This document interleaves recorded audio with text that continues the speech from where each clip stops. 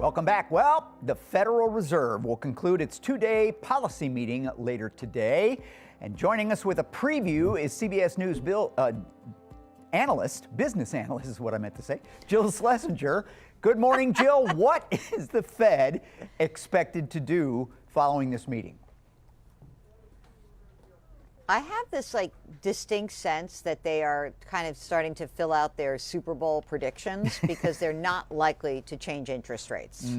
And the reason is that, I think the officials have been signaling they're somewhat uncomfortable making a big decision on rates without having all that data that we lost during the shutdown. So they're still playing catch up. So that would leave Fed funds rates at 3.5 to 3.75%.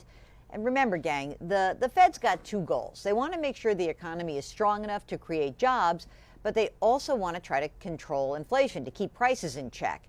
And the Fed has basically said that this minute, based on the data they have, the risks are balanced between those two goals. That puts them squarely in the wait and see mode.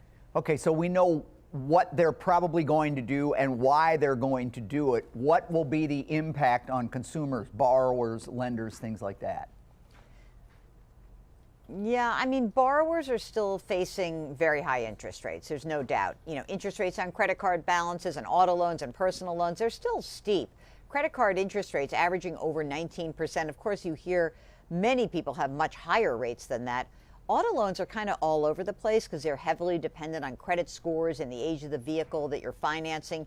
So if you've got great credit and you're buying a new car, maybe you're going to get a 5% loan out there. But if you've got a shaky credit score, you might be looking at, say, a 13% auto loan. That's a heck of a payment that you're going to be facing.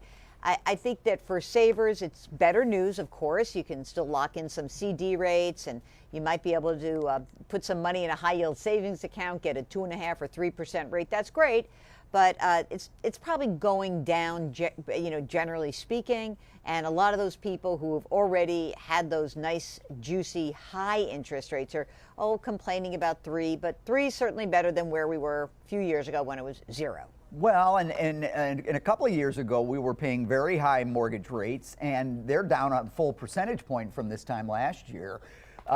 What do you think is going to happen for those that are looking for home mortgages?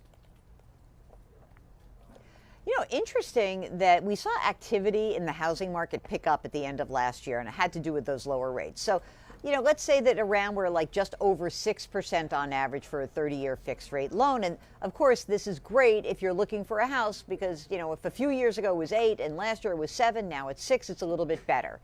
I think that it's really going to be interesting to see how low mortgage interest rates have to fall to induce somebody who's got a low mortgage interest rate to go move into another home. So just think of this now. A ton of people out there, they've got 2, 3, 4% loans. 70% of all these loans are under 5%. So if you have to give up your 3% loan and now get a new loan at 6%, boy, does that make it hard to list your home and buy a new one. So most housing experts believe that we kind of have to get down to, say, a 5%-ish range before we get more of those people willing to give up those very low mortgage interest rates. It's tough, man. I talk to these folks on my podcast all the time. They're like, I'm not giving up my 3. Forget it. I'll live here and pack it in. I think we all know somebody, if not ourselves, we all know somebody who's in that situation and says, there's no way I'm giving up this mortgage right now. So, all right, Jill, thank you so much. Always appreciate your wisdom and wit. You can see Jill regularly on CBS Mornings and the CBS Evening News. For more analysis, you can go to JillOnMoney.com.